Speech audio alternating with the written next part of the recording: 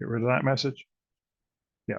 Okay. Yeah. So yeah, we just had the introduction. We're going to talk a little bit about this course on reservoir geophysics. And I kind of have to say, like, it's mostly going to be talking about seismic data rather than some of the other geophysics data. But at the end of the course, of the sort of last day, I think I'm going to sort of try and bring in some other technologies like magnetics and gravity, because you may have all noticed that there's a kind of a change happening in the sort of world of well, all exploration of in geophysics. So we're changing. There's this energy transition that's in progress. And this is not a bad thing for people like ourselves, because I think there'll still be plenty of jobs in exactly reservoir geophysics. But the financial basis of the business is going to change a little bit. And one of the things with seismic data is it's quite expensive.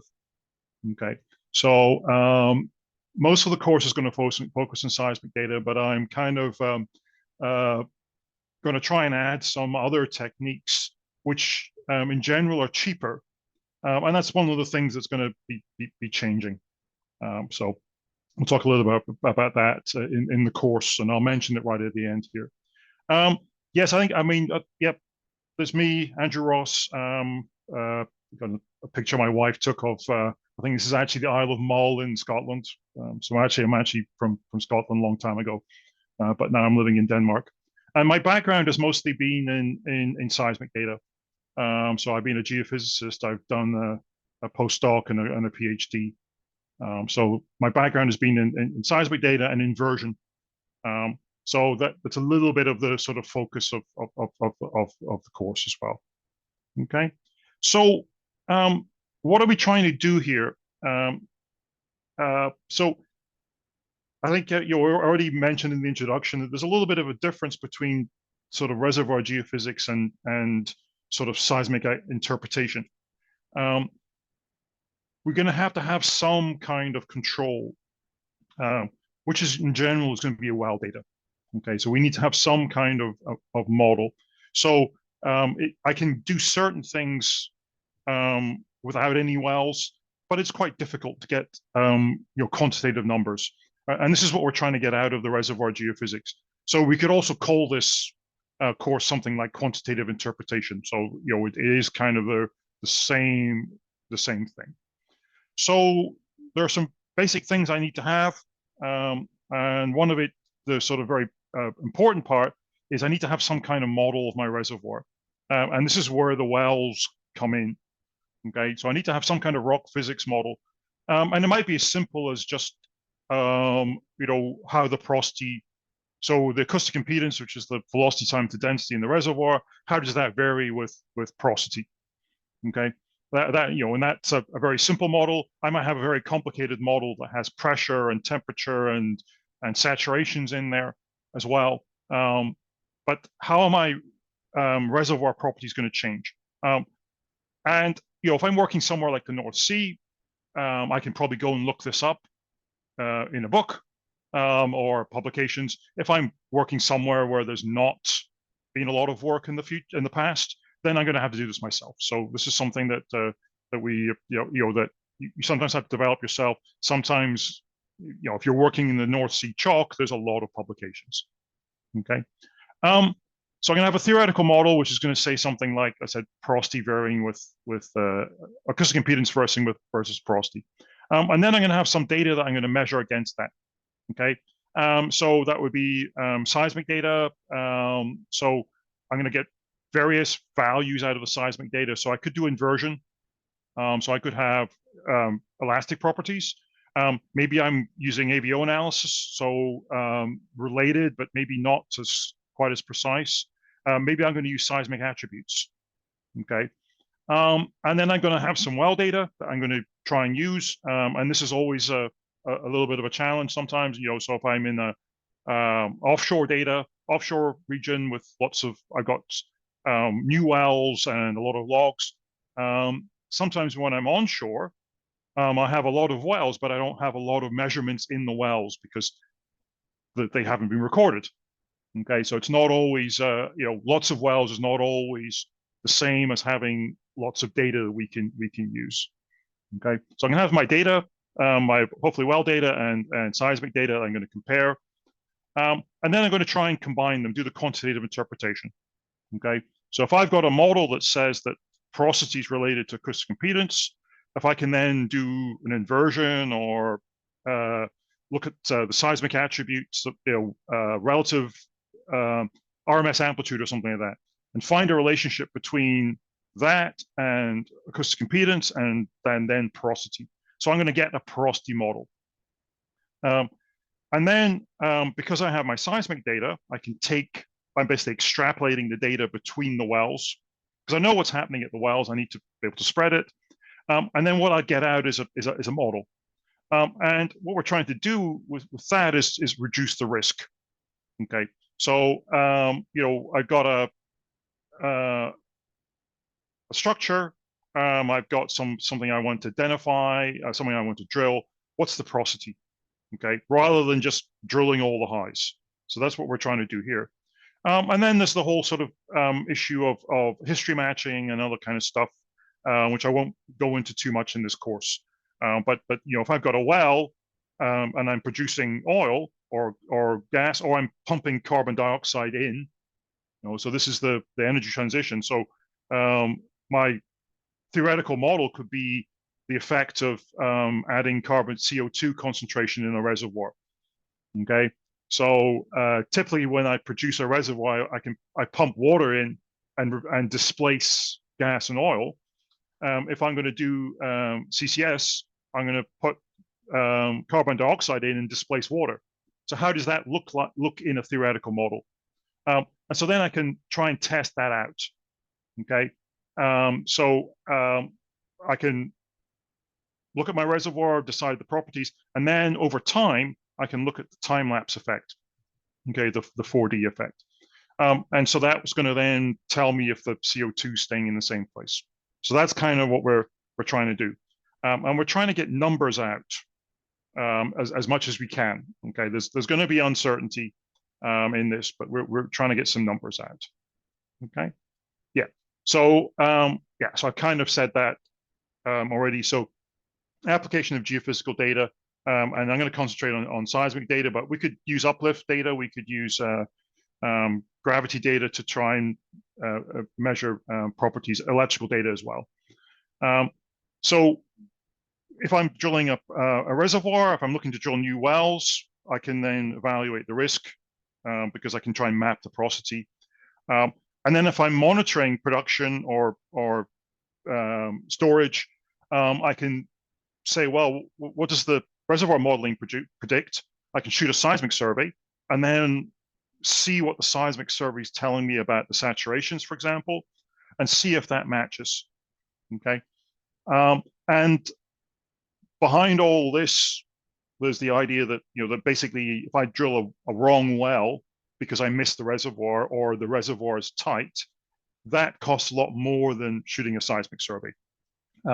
In general, I know it's not quite as simple as that, but it's better, I think, in my opinion. I'm a little bit biased because I'm not a driller or a drilling engineer, but if I can save a well, that's a good thing. Okay, or I can put the well in a better place. So that's what we're trying to do. And differing that from sort of a normal exploration workflow, I kind of mentioned this already, is we need to have some kind of well control. We can try and use regional information, but the further away you get from the wells, the more and more speculative this becomes. Okay, so typically we're going to use 3D data rather than 2D data because we're in areas where we've got well control. We usually shot 3D data. Okay, so we've got a lot of data that we can cover, and also that we're working with true amplitude data. Okay, so if I've got a theoretical model that I'm going to compare to my real data, to my seismic data, if the seismic's not recorded properly, if it's not recorded properly, means it isn't true amplitude, then my comparison is going to be wrong. Okay, so if I've got 2D data, that in general doesn't have the correct amplitudes, because basically I'm not recording all I'm not getting all the energy back. Okay, and I may be unsure where the reflectors are really coming from. So it's a more difficult to do this kind of quantitative analysis with 2D data. It's possible, but you have a bigger uncertainty. Okay, and then I'm dependent on my rock physics model. So if I don't have one, I need to make one. So I need to have wells to do that, and that's going to give me my geological model. Okay, so this is the kind of thing that we would be looking at in terms of a reservoir rock physics model. And I borrowed this from there's a book on quantitative interpretation, but by Per Afseth, and I borrowed this slide from him from that book. So here's a bunch of data, and they've got the P wave velocity, and then the porosity, and I think in this case it's actually core data. I can't remember that they've used, but I could also probably maybe use wireline data as well. And you can see that there's a bunch of different lithologies here, and they plot up in different places. And this Royce bound here is basically the slowest, softest rock I can have. Okay, and you see there's quite a lot of like these very suspensions. So these are very unconsolidated rocks. So they're very, very soft. And then this other bound here, this Voigt average, is the hardest rock I can have. And you can see there's actually not a lot of rocks that are close to that. They're mostly in this example. If I can't remember exactly, but I think this may be Gulf of Mexico data. It's all pretty soft stuff. Okay, but if I've got a reservoir and I've got I know what the lithology of the reservoir is, or I've got a good idea of what the reservoir is, I've got a relationship here between porosity, and in this case it's the P wave velocity, but it might be the acoustic impedance or whatever that I use. So this would be my model. Okay, so I think a lot of times people get a little bit intimidated. I know, that sort of a reservoir physics or a sort of a rock physics model sounds like something very, very complicated. It doesn't necessarily have to be. It can be. Because what we don't see here is the effect of, so we've only got porosity versus velocity here. There may be almost certainly a saturation effect. There's almost probably some kind of temperature, some pressure. So you can get more and more complicated models. Okay. Seismic data is going to be what we're going to try and use to extrapolate between the wells. Okay. And so I need to have a couple of things. Well, one is I need to have to be true amplitude. And then also I need my well control to make sure that I calibrate it. Okay. And this is a problem that we have. So when I shoot my seismic or collect my seismic, I'm going to do a velocity analysis to then get it all back into. So basically, I'm going to get rid of the move outs. I'm going to have some velocity analysis. And that velocity analysis is going to be a little bit wrong, even if I have depth data. Okay, so even if I've got depth process data, there's going to be a little bit of a mismatch between the wells and the seismic, and I need to fix that. Okay, and if I don't do that, then when I try and match up my rock physics properties up with my seismic data and then my model, it's all going to be in the wrong place.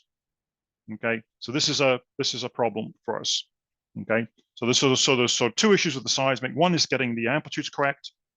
Okay, so that's a case of doing the correct processing, recording 3D data, whatever. And then there's an issue with having it in time and depth. And even the depth processing, there's still a little bit of a mismatch. So we have to calibrate it. So again, this is a challenge. If I don't have any well control, how do I calibrate my seismic? So I really want to be doing this where I've got wells. So this is going to give me information between the wells, because it doesn't matter how much money I have, I still can't drill. I'm not going to be able to drill a well every 12 meters or whatever my seismic spacing is. So I have a lot more information available. And And so then I'm going to do my analysis. So I've got my seismic data here, for example, and then I'm going to pick my zone of interest. I'm probably not going to do it on the whole of my seismic cube because there's going to be different properties. So I'm going to focus on zone of interest, and in this case, we've got some porosity that's been calculated from acoustic impedance. One thing to mention with the transition is that if I'm doing a CCS project, okay, so if I skip ahead here, typically for all exploration, I'm going to produce a geological model that's going to be my basis for my reservoir modeling, my fluid flow, and all that kind of stuff. And I'm going to do that in the reservoir. And I don't really care about what's up here very much, okay? Because as long as I've got some kind of seal, I'm not going to really be worried too much about what's going on above. With CCS, with carbon storage, I'm actually going to have to worry about what's up here, okay? Because if I'm being paid by the US government or the Danish government or whoever to store carbon dioxide, I need to kind of prove that it's not coming up to the surface. So I'm probably going to have to build a geological model that goes from my bottom of my reservoir all the way to the surface, because I'm going to have to then be able to make sure that what's in the reservoir stays in the reservoir. And I think that's going to be a change in the way that we geophysicists work if they're working with CCS, because typically nowadays, if there's leaks from the top of the reservoir, we're not that bothered, because as long as it's not sort of some kind of danger to the rig, if there's a little bit of methane that escapes, or if the seal's is broken a little bit, we don't care. But if I'm going to do CCS, I have to make sure that if there's a broken seal, I need to be able to show where the carbon dioxide is going. So I'm going to have a model that goes all the way to the top. So I think people that are modelers are going to have a little bit more work to do than they do now. They're working with CCS. Okay, so this is going to be our final output, and it's going to have to include things like fractures. And again, this is something else that's maybe going to be changing. So if I've got a reservoir model for production, I'm going to be interested in the fractures, perhaps, in terms of the way they affect the production. If I'm pumping material back into here, maybe I'm more interested in where all the fractures are. Okay, maybe it's the same, but it might be different. So it's going to be a risk. If I've got a very fractured reservoir, then maybe the seal's fractured. So this is not a good CCS reservoir. Whereas now, what we might do is build a model with some of the bigger faults in here. Start production. Notice that there's a mismatch in the production. Then go back and maybe re-examine the seismic or shoot some new seismic and see that there's a bunch of fractures that we missed. And then that might be the explanation for small faults that we didn't map. And so then that will be the explanation for a mismatch in our history. Okay, so we may have to be a little bit more careful in certain things like fractures, because I don't want my storage to escape. Okay. So mentioned this already. We're going to do this course, and it's going to be 5 online sessions. So I think let's get through this slide. And yeah, so the first day we're going to be we'll be looking at reservoir, an introduction, which I'm doing now a little bit, and then some basic rock physics, and then sort of shear estimation, fluid substitution, rock physics modeling. And these are the kind of things that I would expect a geophysicist to have to do. Okay. So we're not going to be talking about the things that someone who's a petrophysicist would do, using tech log. I'm kind of concentrating on what's in Petrel. Okay, so it's a fairly simple things. So one of the things we miss a lot of times are shear logs. So how do I make new shear logs? So shear sonic logs. And then one of the things I'm interested in is how the saturations change. So what would happen to my seismic if that changes saturation? So that would be the fluid substitution. So this is kind of the simple version of rock physics, which is what a geophysicist would need to know. And then we'll talk about the amplitude processing for seismic, and so basically how I get my seismic into the correct correct amplitude, so I do my relationship to my model. It works. And again, that'll be kind of focusing not so much on processing, but more on what I can do after the fact if I've got seismic data. Okay, and I see this as one of the things that's going to become a little bit more important. In oil exploration, there tends to be a lot of money available. With some of the newer, green, sort of, more environmentally friendly applications like geothermal and CCS, there's not going to be as much money. So there's going to be a premium on using pre-existing data sets. Okay, so we may end up, spending a little bit more time on reprocessing and not repairing, but trying to bring up data sets that have already been collected to something that we can use for reservoir characterization. Because we might not have quite as much money to shoot new seismic as we did in the past when it was all exploration purely. Okay. Second day, I've kind of called it reservoir dimensions. This is talking about attributes, so identifying where the reservoir is, things like flattening, spectral decomposition, so stuff like that. So identifying features in the reservoir, and then modeling changes in the reservoir. So wedge modeling is looking at things like tuning, okay? Because if I've got a relationship between, if I go back to my model here, if I've got a relationship between velocity and porosity here, where do I get my velocity estimate? Well, I'll get that from the seismic amplitudes. And if I've got tuning, so if I've got interference between the top and the bottom of the reservoir, I'm going to get the wrong seismic amplitude. So then my estimate of the porosity might be wrong. Okay, so how can we identify that and try and take that into account when we're sort of estimating things like porosity? So this is kind of getting the reservoir the right thickness, I guess, is the sort of and where the features are would be the kind of day two. And then day three, we'll talk about combining attributes. And then I haven't written AI. You'll know it is there. It's artificial intelligence, or it's compulsory in all webinars that you have to write artificial intelligence somewhere. So how we are applying, can apply things like AI to classify our data. Okay, because what I might have is a situation where, back again to this slide, I've got different lithologies in here, right? And I might find that there's a different relationship between porosity in one of the lithologies and in the other one. And my reservoir might be a nice clean sand, but it might not be. It might be a mixture of different depositional environments. So I'd really like to be able to kind of try and pick that out.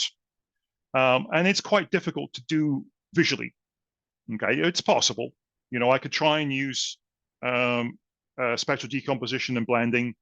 So I can try and do the blending, the red, green, blue that you might have seen. And that will identify channels and kind of say, well, I'll say that's the sand, that's intrasand or silty sand or something, and have my two different lithologies. But we can also try and get AI to do it. And if I've got a lot of data, so if I got one seismic line, one 2D line, I can maybe do it visually.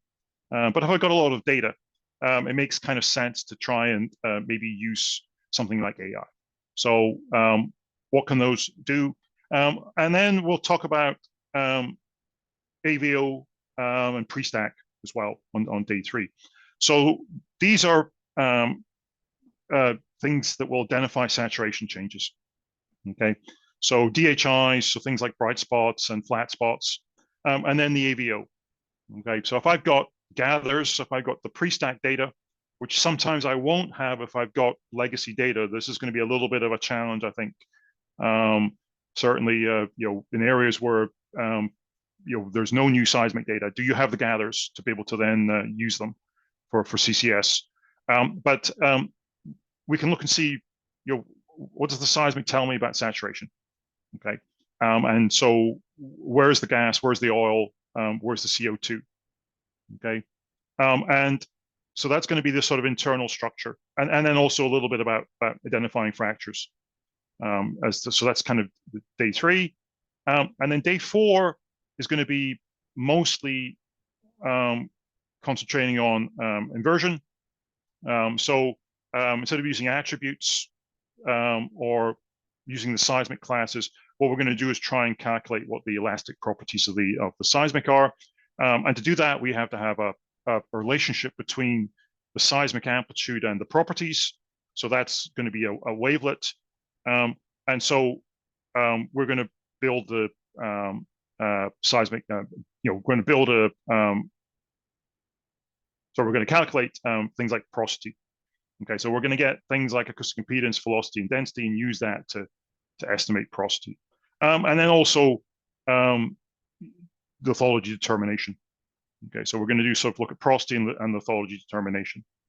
Okay, and then the last day, we'll kind of go through, talk about stochastic inversion, which is a way of trying to get uncertainty into all of this.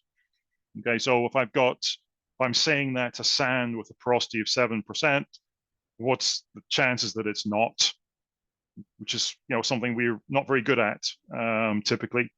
And then I'll talk about 4D and 3-component inversion, and then some of the newer inversion algorithms. So there's a sort of a deterministic inversion. There's a bunch of algorithms that are getting, well, they're not quite 30 years old, but they're getting a little bit older now, where we basically what we build, we have a sort of starting model, and we get one answer out.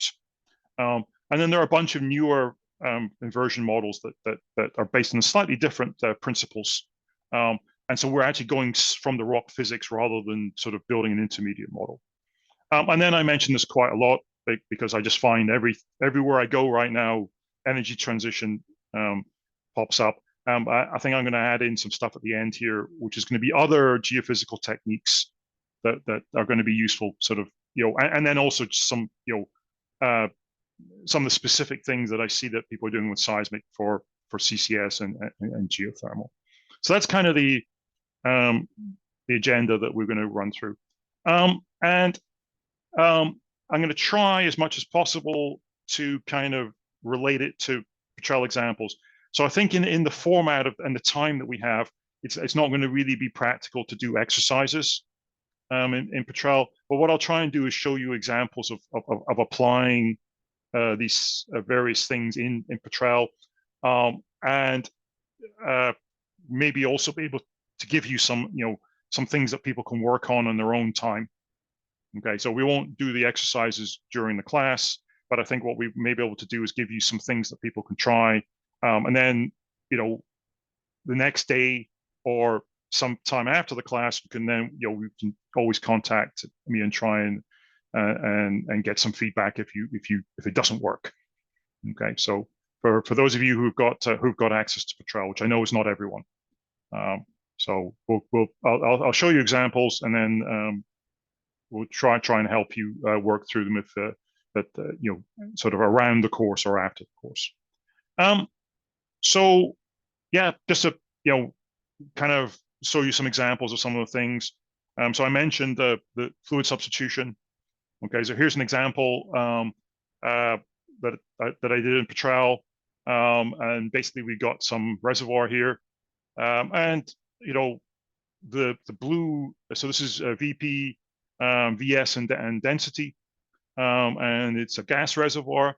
So if I have the original reservoir, you can see the saturations here in this SWT. Here's the porosity on the right. And so what happens if I take all the gas out and put in water, or if I take out, if I just make it 100% gas, okay? So I can see the effect on the properties.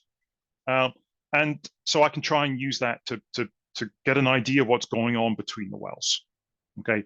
Or if I'm in a 4D time-lapse situation, okay, so I've been producing this well for a few years, or I've been pumping CO2 in for a few years. So the saturation should now be this, okay? What would the seismic look like, okay? And I think what you can see is that if I play around with the gas saturations here, where there's already a little bit of gas, nothing much changes on the VP. Whatever I do doesn't change the VS very much, which is what we'd expect to see. And then the density changes quite a lot. If I changes is the one thing that sort of shows the effect. Okay, so this is kind of a good way of working out or trying to see what's going to be important.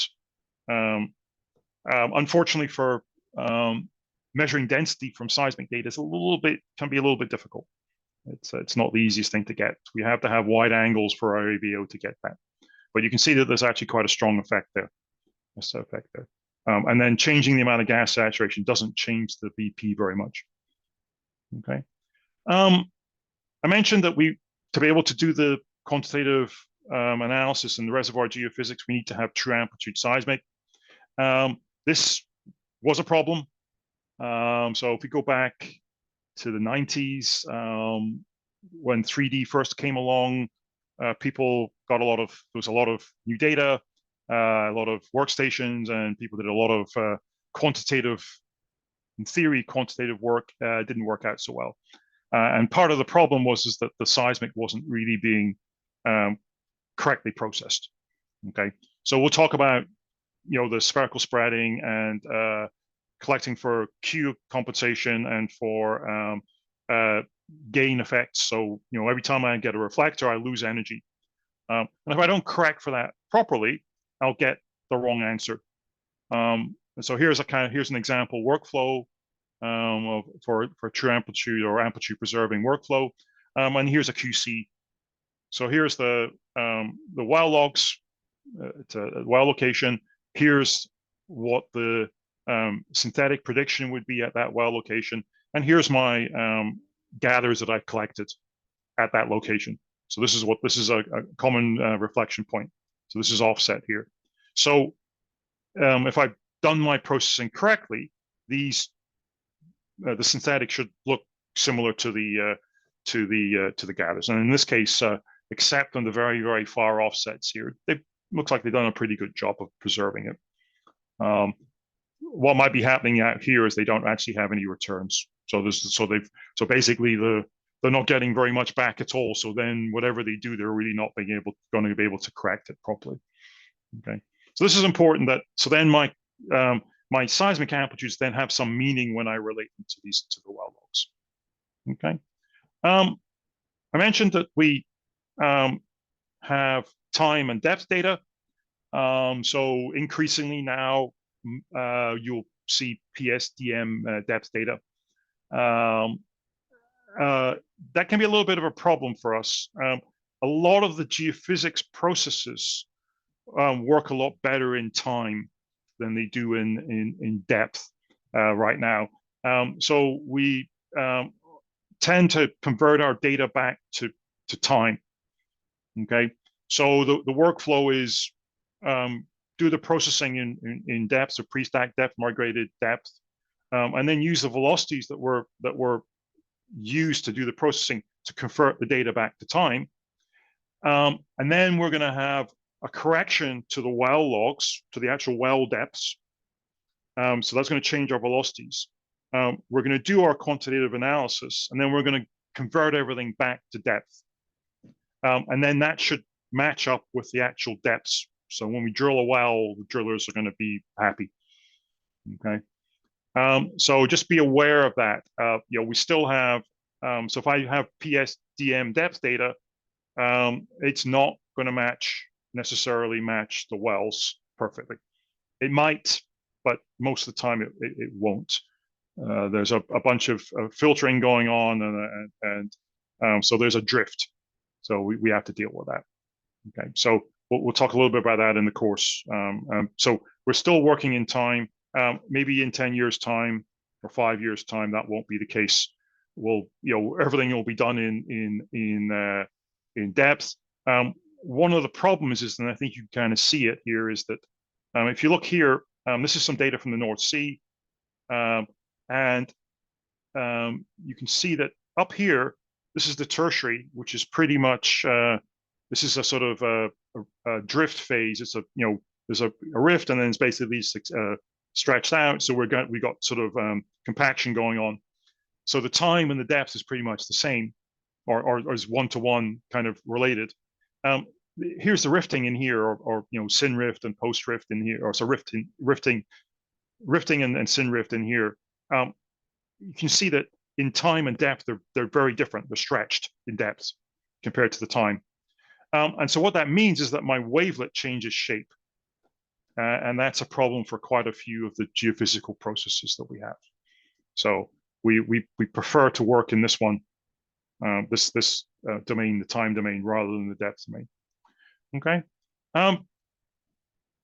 Yep, identifying reservoirs. So this is kind of the second day. So this would be this sort of, so use my slices so I can see channels. So, if I see a channel, that's going to be a different lithology from what's around the channel. So here's my reservoir, in this case on a time slice. You can see that looks like there's crossing channels here, which, as you know, is not possible. You don't get rivers that cross. It's not like a street with traffic lights. So there's something going on there, and basically what's happened is that we've had some folding or differential compaction. It's subsided more on one side than the other, and we're actually seeing different geological times. So what we can try and do is flatten our cubes. Okay, so I can flatten my cubes. So you see on this side, the channel, you see there's a channel here that goes from red to blue to red again. If I take out the folding, you see the channels red all the way through. Okay, so I've got a better delineation of the reservoir by doing this. So this all looks like it's a connected channel, whereas I'm not quite sure what's going on here on the time slice. So we'll look a little bit at that. Yeah. We'll talk about attributes. I think I'll skip through this slide. There's a little bit too much information in there, but we'll try and use the attributes that we have. So these attributes kind of came in the sort of 1990s. So we had the option of, we had 3D data and we could calculate attributes. And here's an example. So this is the reflection strength, the envelope. Okay. And what I could do is say, look, well, here's my reflection strength, so I can see different features in here. Let's check and see if I get a correlation. So if I go back in here, if I plot up reflection strength against some other value, does that work? So can I get a relationship by just doing a seismic attribute?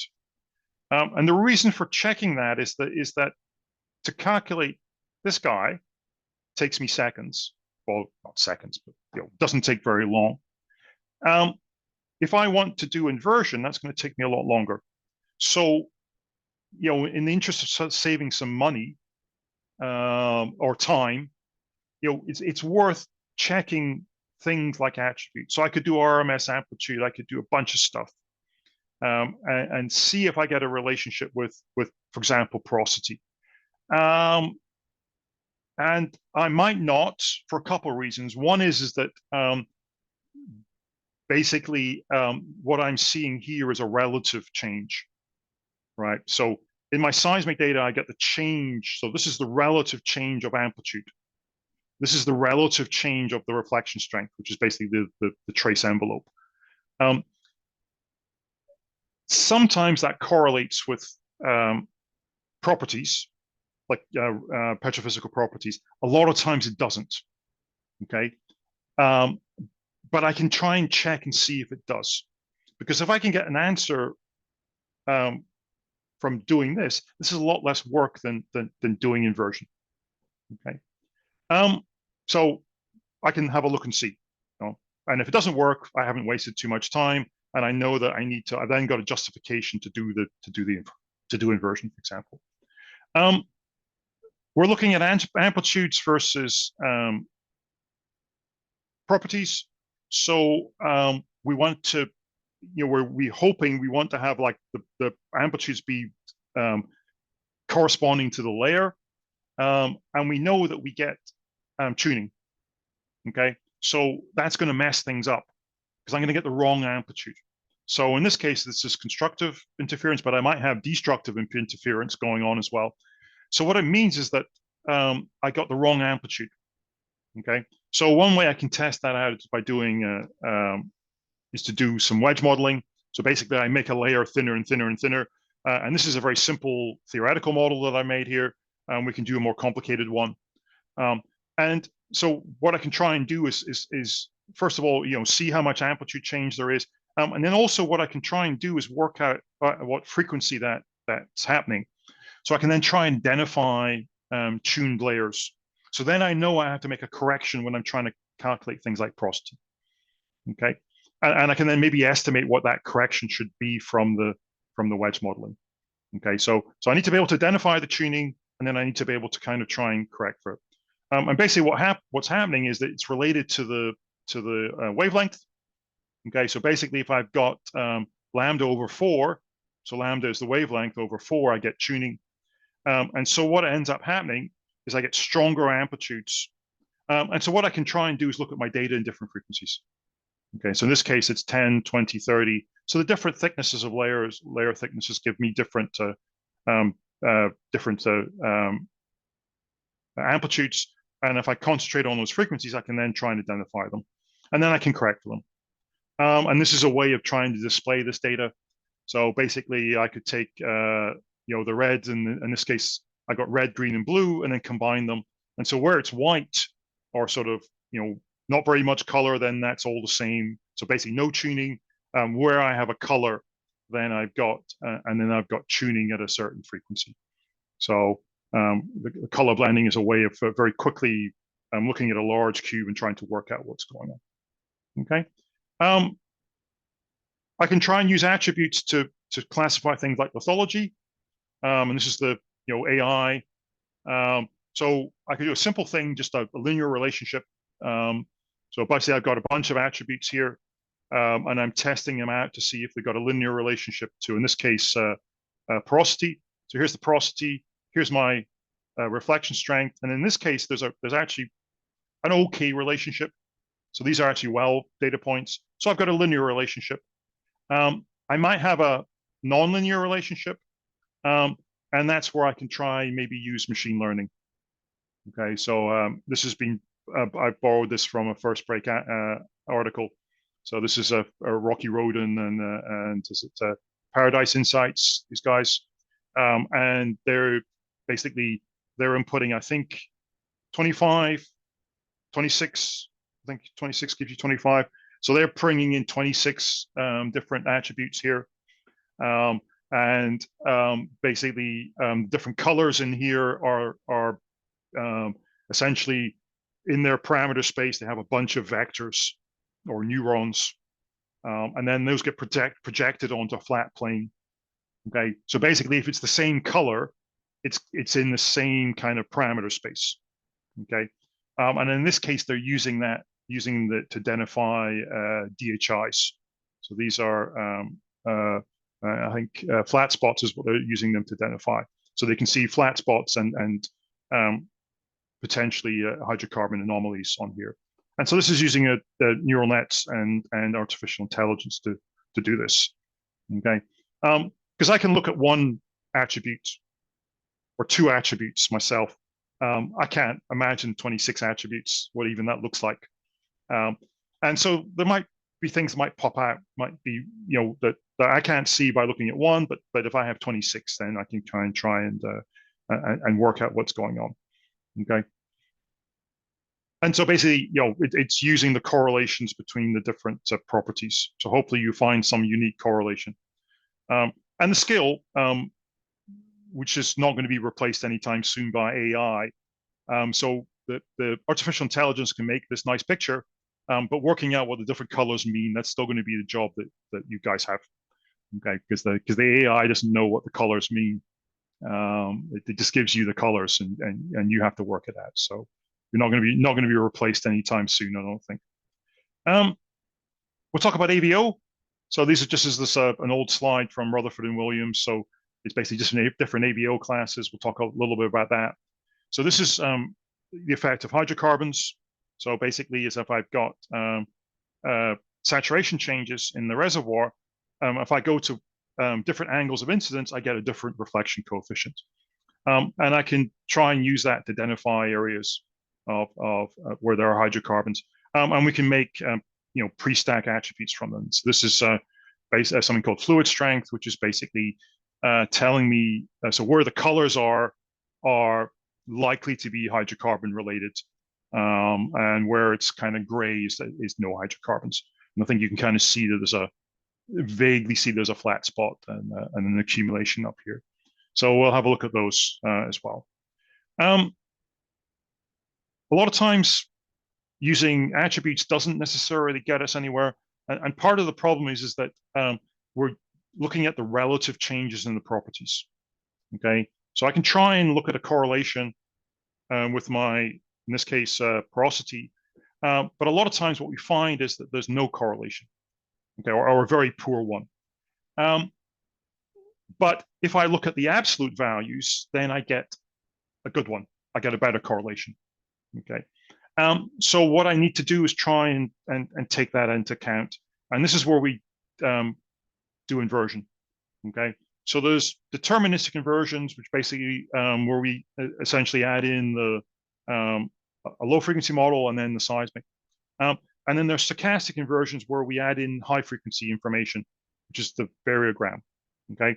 But basically by adding in, like expanding the bandwidths, we get a better correlation because you've got a compaction trend, for example, in your data. Okay. And you can, and we don't have that. The seismic just looks at the changes, and it doesn't include the compaction trend. So when I try and correlate with my properties, I don't get the right answer. So my prior model is, for example, the compaction trend in my data. Okay. And getting that compaction trend, I can use the wells, which is fine. It requires me to have wells. It's also a little bit time consuming. I have to go and look at the wells and, so there are some efforts to try and get around that. Just to show you an example. So this is using FWI, so full waveform inversion for velocities. So what they've done here is they've done an inversion. So basically what they've done is related our data. So basically what we're going to do is model, is essentially have our well data and our seismic and calculate what the scaling factor is. So this is the wavelet. And then use that to try and calculate properties. Okay, so that's what we're going to do with inversion. And they've tried to do that here. So here's their output here. And they've got the full bandwidth here because they've added in the FWI. So I can use the well data, or in this case, they've tried to use the FWI. The issue with FWI right now, and it's a little hard to see here, but if you look at the scale here, this is like 500 milliseconds, is it's very time consuming. So to get 14 hertz FWI for 4 seconds would cost a lot of computing time. So we're not quite there yet. So we're still mostly building our prior models from the wells. So that means we're limited by our well control and our waterline to have the data. Yeah, so inversion. Yeah, so basically what we're going to do is we're going to calculate a wavelet, which is basically scales our impedance to our seismic trace, essentially. And it should help us a little bit with things like tuning. Okay, we don't get rid of it completely, but we're a little bit less,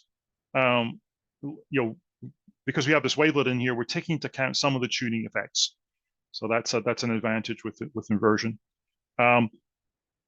To do this properly, I need to get a good wavelet, which is quite time consuming. We'll talk a little bit about that. I won't go too much into that. Those who've tried to do this know it's a little bit of a pain to do that. But what I get out of my inversion is in this case acoustic impedance, VPVS, and probably also density. Depends on the algorithm they've used. So these should be absolute values. And a very important QC is that everything ties with the wells. Okay, so what they've got here is the red is the well log here, and the bluish or dark color is the inversion result. And so this is at the well location. And you can see there's a pretty good tie between them. And if there isn't a good tie, then you have to go back and redo the inversion. Okay, so these are elastic properties. And there should be a better correlation between them and our well logs. Okay, to be a little bit careful, so if I look at different values of properties, so for example, if I've got VPVS, if I look at the rock physics, if I've got a low value of VPVS, that's often related to hydrocarbons. Okay, so if I take water out, if I take a reservoir that's full of water and then replace that water with oil or gas, I'll get a drop in the VPVS. So what would be very tempting is to go and look for that. Okay, so look for drops in VPVS, and then use that to try and identify hydrocarbons. And I have to be a little bit careful. I have to take into account the background trend.